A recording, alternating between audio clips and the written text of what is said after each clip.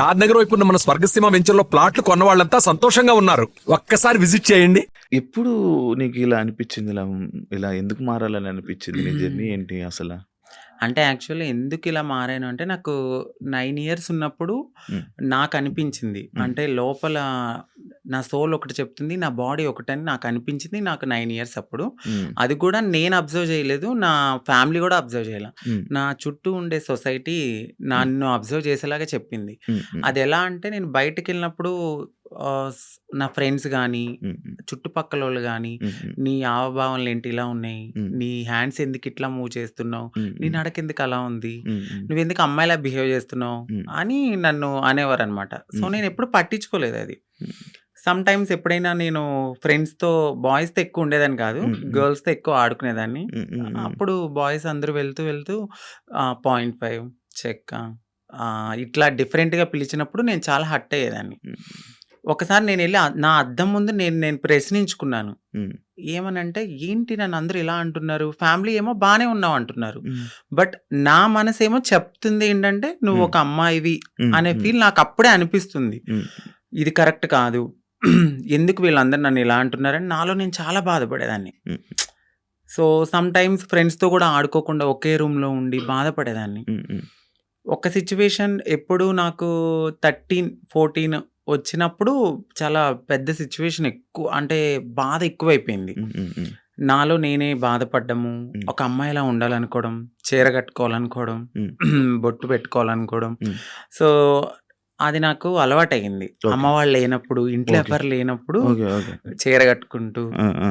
ఆ! బొట్టు పెట్టుకొని నాకు ఆ! నేను ఒక 5 మినిట్స్ ఆర్ 10 మినిట్స్ నాకు నేనే చాలా ఆనందంగా ఫీల్ అయ్యేదాన్ని. హ్మ్. హ్మ్. ఇక వస్తున్నారనిపించి తెలుస్తది. హ్మ్. అమ్మ వాళ్ళు ఎప్పుడైనా బయటికెళ్ళి వస్తున్నారో ఒక టైం అయింది కదా అని తీసేసి మళ్ళీ అబ్బాయి బట్టలు వేసుకునేదాన్ని. హ్మ్. హ్మ్. హ్మ్. ఇట్లా నాకు అనిపించి ఒక టీనేజ్ వచ్చింది. హ్మ్. ఇంటర్ చదువుతున్నప్పుడు ర్యాగింగ్ ఎక్కువైపోయింది బాగా. హ్మ్. అక్కడ కూడా సేమ్ సేమ్ డైలాగులు సేమ్ ఇది. సేమ్ ఒక ఆడింగోడ, హ్మ్. చెక్క, 0.5 హ్మ్. నీ నడకేంటి ఇలా ఉంది? నువ్వేంటి ఇలా ఉన్నావు? అమ్మాయిలతో ఎక్కువ ఆడుకుంటున్నావు అంటే నువ్వు అదేరా? హ్మ్. అట్లా ఇట్లా నన్ను చాలా అంటే చాలా. హ్మ్. ఇక ఏడవడానికి గూడా నాకు కన్నీళ్ళు సరిపోయేవి గాదు. హ్మ్. హ్మ్. ఇక ఇదే నాకు లైఫ్‌లో ఒక టర్న్ వచ్చిందేంటంటే నేను డాన్స్ బా చేసేదాన్ని. హ్మ్. హ్మ్. ఎప్పుడు పెట్టినా అమ్మాయి సాంగ్సే. హ్మ్. Item songs. ఆ! ఆ! అట్లా నాకు పేరు పెట్టారు. అప్పుడు 'చిట్టి ఆయరే' సాంగ్ అనొస్తే ఆ! సో, నన్నప్పుడు చిట్టి చిట్టి అని పిలిచేవారు. చిట్టి కాస్త చిట్టి నాయుడు అయిపోయిందప్పుడు. ఓకే. అప్పుడు చిట్టి నాయుడు అని పిలవడంతో చాలా మందికి చిట్టి నాయుడు అని తెలుసు. ఓకే. ఎక్కడ ప్రోగ్రామ్స్ ఉన్నా హ్మ్. వెళ్ళేదాన్ని. ఓకే. Dance okay. చేసేదాన్ని. ఓకే. మనీ సేవ్ చేసుకునేదాన్ని. ఓకే. అమ్మాయి సాంగ్స్ చేసేదాన్ని. ఓకే. నాలో ఉన్న ఆ ఫీలింగ్స్‌ని అమ్మాయిగా అక్కడ సొసైటీలో రెడీ అయినప్పుడు చాలా ఆనందంగా ఫీల్ అయిపోయేదాన్ని. హ్మ్. అమ్మా! ఇలా నా డ్రీమ్ నెరవేరుతుంది. హ్మ్. నేను అమ్మాయిలా ఉండగలుగుతున్నానని చాలా హ్యాపీగా ఫీల్ అయ్యేదాన్ని. హ్మ్. ఎప్పుడైతే ఆ మేకప్ నుంచి బయటకొచ్చి నేను అబ్బాయిలా ఉండేదాన్నో మళ్ళీ అదే రొటీన్. హ్మ్. హ్మ్. ఫ్రెండ్స్‌తో గానీ, హ్మ్. లేకపోతే చుట్టుపక్కలోళ్ళతో గానీ, హ్మ్. మీ అబ్బాయి ఏంటి ఇలా చేస్తున్నాడు? నేనెక్కువ మా మమ్మీకి హెల్ప్ చేసేదాన్ని. గిన్నెలు తోమేదాన్ని, హ్మ్. హ్మ్.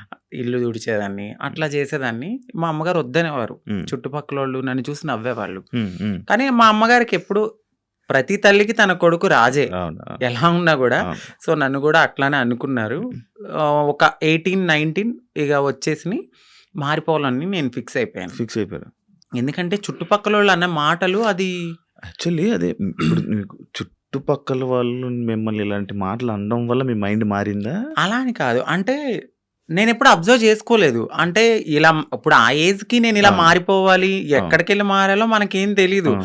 నేనేమనుకునేదాన్నంటే ఇట్లా నేను అమ్మాయిగా ఇలా ఇంట్లో రెడీ అవ్వడము, హ్మ్. నాకు నేను ఇలా ఉండడమే అదే నా ప్రపంచం అనుకున్నాను గానీ, వేరే ప్రపంచం ఉంటది. హ్మ్. ఇట్లా అప్పటికి నాకు భయం అనమాట. ట్రాన్స్‌ని ఎక్కడైనా చూసినా హ్మ్. హ్మ్. నేను భయపడేదాన్ని. హ్మ్. మాట్లాడేదాన్ని గాదు. అవును. చాలా భయపడేదాన్ని. ఇప్పటికి ఉండేది. ఎందుకు భయం? అసలు నార్మల్‌గా అర్థం కాదు. అంటే సొసైటీలో కొంతమంది చేసే అందరూ గాదు. హ్మ్. మోరోవర్ కొంచెం మారింది సొసైటీ ఇప్పుడైతే. హ్మ్. అప్పట్లో ఆ! మేమున్నప్పుడేంటంటే కొంచెం హార్ష్‌గా బిహేవ్ జేయడం, హ్మ్. కొంచెం కొట్టడం. కొట్టడము, తిట్టడము అది గూడా ఎందుకు ఇదే సొసైటీ వాళ్ళని వేలెత్తి చూపియడం వల్ల ఫ్యామిలీకి దూరమయ్యి మాకు ఎటు కాని లైఫ్ అయిపోయిందని జెప్పి సో, అదే గర్జ్ పెట్టేసుకున్నారు. చాలామంది అప్పట్లో హ్మ్. మగవాళ్ళన్నా చిన్న కామెంట్ చేసినా కొట్టేసేవాళ్ళు అప్పట్లో. అవును. ఇప్పుడు మారడం అయితే కొంచెం జరిగింది. ఉమ్, ఉమ్, ఉమ్, నేనున్నప్పుడు కొంచెం భయపడ్డాను. భయపడరు. భయపడి ఎవరికి చెప్పేదాన్ని కాదు. ఉమ్, ఇంట్లో రెడీ అయ్యేదాన్ని. కానీ మా అమ్మాలకి తెలియదు కానీ చుట్టుపక్కల వాళ్ళందరికీ తెలుసు నేను ఉమ్, ఉమ్. ఇలా అని. మీ అమ్మ రియాక్షన్ ఏంటి మరి? స్టార్టింగ్ ఇలా అయిపోతాను, ఇలా మారుతాను అని అంటే ఆ, చెప్పారా? ఆ, చేశారా? నేనైతే ఫస్ట్ ఏం చెప్పలేదండి. సో నేను ఇంటర్ అయిపోయింది. డిగ్రీ వరకు బానే ఉన్నా. అంటే అక్క వాళ్ళు ఉన్నారు, ఇద్దరు అక్కలు. ఉమ్, సో మాది కొంచెం గ్రామం లాంటిది. ఏమన్నా చెప్తే ఏమైతుంది, మా అక్క వాళ్ళకి మ్యారేజ్ కాదేమో అని ఉమ్, నాలో నేను కొంచెం బాధపడుతూ ఇట్లా ఆనందంగా షోస్ కానీ దేనికని వెళ్ళి నా హ్యాపీనెస్ పంచుకునేదాన్ని. ఉమ్, వాళ్ళు ఏమనుకున్నారంటే ఓకే అక్కడ అలా చేశాను కదా ఇలాగ అని తెలీదు. ఇలా నడిపించుకుంటూ ముందుకెళ్తున్న తరుణంలో వాళ్ళు బాధపడ్డారు. ఉమ్, ఎందుకు అబ్బాయిలా చేయొచ్చు కదా అని. ఉమ్, ఉమ్. ఒకానొక సిచ్యువేషన్ మా పెద్దక్కకి మ్యారేజ్ అయిన తర్వాత నేను ఓపెన్ అయ్యాను. ఓకే, చెప్పడం. నేను ఇలాగా నాకు అమ్మాయి ఫీలింగ్స్ ఉన్నాయి, నేను మారాలనుకున్నప్పుడు సో మా మమ్మీ చాలా బాధపడ్డారు. ఉమ్, ఎందుకు ఇలాగా అని. ఏదో నేను పాపం చేసుకున్నాను అనుకుంటా, అందుకే ఇలా పుట్టావు అనగానే నాకు చాలా బాధ అనిపించింది. ఉమ్, అంటే ఇలా పుట్టడం బాధ ఎందుకు, ఇట్లా కూడా ఒక హ్యాపీనెస్ నాకు నేను నచ్చినట్టు బ్రతకడం అని నేను అనుకున్నాను. ఉమ్, ఉమ్. కానీ ఒకవేళ అబ్బాయిలా ఉండలేమా? ఉండలేమండి. ఉండలేరా? కష్టమా? చాలా అవునా? చాలా నాకు నేనే చాలా క్వశ్చన్స్ వేసుకున్నాను ఇలా ఉండొచ్చా అని. కానీ కొంతమంది నార్మల్‌గా వాళ్ళకి ఆ ఫీలింగ్స్ ఉన్నా గూడా అబ్బాయిలాగా ఉండిపోయి పెళ్లి చేసుకుంటున్నారు కదా! కొంతమంది ఇప్పుడు ఇండస్ట్రీలో కానీ బయట కానీ కొంచెం పలుకుబడి ఉన్నవాళ్ళు పేరెంట్స్ నేను చచ్చిపోతా సూసైడ్ చేసుకుంటా అన్నవాళ్ళు మేబీ అట్లా ఉన్నారేమో, నాకైతే తెలీదు. హ్మ్. మోరోవర్ 99.9% హ్మ్. ఒక్కసారి మాకు ఈ ఫీలింగ్స్ ఉన్నాయి అంటే డెఫినెట్లీ మారుతారు, హ్మ్. ఖచ్చితంగా మారుతారు. హ్మ్. అది నేనే ఎగ్జాంపుల్ తీసుకోవచ్చు, చాలా మందిని మీరు ఎగ్జాంపుల్ తీసుకోవచ్చు. హ్మ్. ఒక సిచ్యువేషన్లో ఇంకా హద్దులు మీరిపోతాయి మాకు. హ్మ్. ఇక ఈ సొసైటీ ఏమొద్దు, ఫ్యామిలీ వద్దు, ఏమొద్దు, నన్ను నేను మార్చుకోవాలి అనుకున్నప్పుడు ఇళ్లలోంచి బయటకు కూడా వచ్చేసిన సిచ్యువేషన్స్ ఉంటాయి. ఓహ్! ఖచ్చితంగా ఉండలేమండి. ఓకే. కష్టం. అసలు చాలా. హైదరాబాద్ ఎప్పుడొచ్చారు? హైదరాబాద్ వచ్చి 2018. ఓకే. ఎందుకు రావాల్సొచ్చింది? నార్మల్గా అప్పుడు డిగ్రీ అయిపోయింది. హ్మ్. డిగ్రీ అయిపోయిన తర్వాత నేను అనుకున్నది ఏంటంటే కొంచెం గ్యాప్ వచ్చింది, హ్మ్. ఎగ్జామ్స్ అన్నీ హ్మ్. అయిపోయినాయి. హ్మ్. హ్మ్. హ్మ్. సో కొంచెం ఫైనాన్షియల్గా మమ్మీకి సపోర్ట్ చేద్దామని అక్కడ మా బావగారు ఉంటే ఆయన తెలిసిన కంపెనీలో హ్మ్. హ్మ్. నార్మల్గా కంప్యూటర్ దగ్గర హ్మ్. Job course. అని వచ్చా. హ్మ్. ఓకే. వచ్చాను. బట్ ఇక్కడున్న ప్రపంచానికి సమ్ రెక్కలు వచ్చేసినాయి నాకు. ఇక ఏ వెళ్ళాలి అనిపించలేదు. ఏ ఒక 2 మంత్స్ చేశాను ఇక్కడ. ఓకే. దాని తర్వాత నాకు ఎంబీఏ హ్మ్. సిఆర్ రెడ్డి కాలేజీలో సీట్ వచ్చింది. అబ్బా! సేమ్ హ్మ్. ఏలూరు. ఆ! హ్మ్. హ్మ్. సిఆర్ రెడ్డి కాలేజీలో సీట్ వచ్చింది. హ్మ్. మళ్ళీ వెళ్ళిపోయాను. హ్మ్. హ్మ్. ఇంకా 2 ఓకే. ఇయర్స్ అక్కడ చదువుకున్నాను. ఓకే. ఎక్కడ మీది నేటివ్? మాదొచ్చి Bhimadole. Bhimadole. West Godavari west district, Godavari. Eluru, Bhimadole. భీమడోలాగా. అచ్చా! అచ్చా! ఇప్పుడు ఎంతవరకు చదువుకున్నావు? ఎంబీఏ అయిపోయిందండి. ఎంబీఏ ఆ! అయిపోయింది. జాబ్స్ ఏం ట్రై చేయలేదా? జాబ్ చేశాను నేను. కానీ చేశాను. ఒక 1 ½ ఇయర్ దాకా నేను హ్మ్. చేశాను. హ్మ్. అది కూడా ఎందుకు అంటే హ్మ్. సెకండ్ సిస్టర్ ఉన్నారు. హ్మ్. నా వల్ల నా ఫ్యామిలీ అప్సెట్ కాకూడదు. హ్మ్. సో నా వల్ల మా అక్క వాళ్ళ హ్మ్. భవిష్యత్తు అనేది, హ్మ్. నేనిలా మారిపోతే హ్మ్. వాళ్ళకి ఖచ్చితంగా మంచి సంబంధాలు హ్మ్. రావు. హ్మ్. హ్మ్. పలానా వాళ్ళ హ్మ్. అబ్బాయి ఇలా మారిపోయాడు, హ్మ్. వద్దొద్దు అని హ్మ్. వెళ్ళిపోతాయని హ్మ్. కేవలం మా చిన్నక్క గురించి నేను అప్పటి వరకు ఆగాను. హ్మ్. ఆగి ఎప్పుడైతే మా అక్కకి మ్యారేజ్ అయింది. సో కన్సీవ్ అని తెలియంగానే హ్మ్. సో వెళ్ళాను. పాప పుట్టింది. హ్మ్. 3 మంత్స్ బేబీని చూసి హ్మ్. ఫ్యామిలీ అందరిని హగ్ చేసుకున్నాను. బట్ చెప్పలేదు, హ్మ్. నేను ఇలా కమ్యూనిటీలో జాయిన్ అయిపోతున్నానని చెప్పలా. హ్మ్. అదే లాస్ట్ మూమెంట్ అనమాట. హ్మ్. ఫ్యామిలీని కలిసాను, ఇంకా కమ్యూనిటీకి వచ్చేసాను. ఓకే. మీకంటూ ఒక కమ్యూనిటీ మీరందరూ ఆ! గ్రూపా? ఎంతమంది ఉంటారు? అంటే ఈ హైదరాబాద్‌లో చాలా గ్రూప్స్ వర్గాలు ఉంటాయి, ఉన్నాయి. చాలా గ్రూప్స్ ఉంటాయి. సో నేనొక వర్గం. ఇప్పుడు ఆర్తి గారని మా అత్తయ్య హ్మ్. ఎల్బీ నగర్‌లో ఉంటారు. సో హ్మ్. ఆవిడ వర్గంలో అయితే ఉన్నానప్పుడు. హ్మ్. ఎవ్వరైనా సరే మారాలి అనుకున్నప్పుడు మాకు మేముగా మారలేం. ఆహా!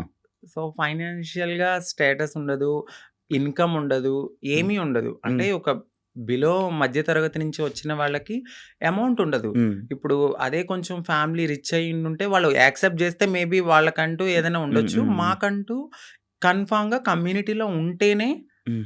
సో మేమైతే ముందుకి గో ఆన్ అవ్వగలం. అచ్చా! వాళ్ళు చేయిస్తుంటారా?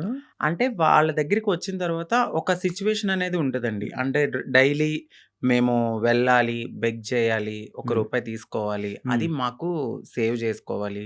ఓహ్! దాని తర్వాత ఒక 1 ½ ఇయర్ ఈ సొసైటీని మేము యాక్సెప్ట్ చేసుకోవాలి మనసులో. అంటే చిన్నప్పటి నుంచి ఎట్లనో ఇలా అని తెలుసు. హ్మ్. బట్ పూర్తిగా ఇక్కడికొచ్చిన తర్వాత భిక్షాటనకి వెళ్ళినప్పుడు, "ఏ పో అవతలకి, మీకెందుకివ్వాలసల? ఎందుకివ్వాలి?" అని అడుగుతూ ఉన్నప్పుడు ఇవన్నీ మేము తీసుకోవాలి. గుడ్ ఉంటది, బ్యాడ్ ఉంటది, హ్యాపీనెస్ ఉంటది, అన్నీ ఉంటాయి. హ్మ్. హ్మ్. వీటన్నిటిని యాక్సెప్ట్ జేసుకోవాలి. ఫస్ట్ మీరిక్కడి దాకా వచ్చారు. బట్ మేము సర్జరీ చేయించాలి, మీరు మారి కమ్యూనిటీలో ఉండాలి అంటే మీరు ఇయన్నిటిని యాక్సెప్ట్ జేసుకోవాలి. ఓకే. ఓకే. అంటే ఈ సొసైటీలో సొసైటీలో బయట తిరగడం అంతా వాళ్ళ మాటలు, వాళ్ళ ఇది మొత్తం అంటే అంతా వీళ్ళు చెప్తారు మాకు ఫస్టే. హ్మ్. "వద్దు, మేమే చాలా బాధపడుతున్నాం. వెళ్ళిపోండమ్మా" అంటారు. బట్ మీలాగానే మేము వచ్చాం గదా! సో, మేము ఏదైనా బేర్ చేస్తామని ముందుకెళ్ళిపోతాం అంతే. వాళ్ళైతే చెప్పడం అయితే చెప్తారు. ఖచ్చితంగా చెప్తారు. ఓకే. ఓకే. సైకాలజిస్ట్ వాళ్ళుంటారు గదా! వాళ్ళ దగ్గరికి వెళ్లి కలవాలి.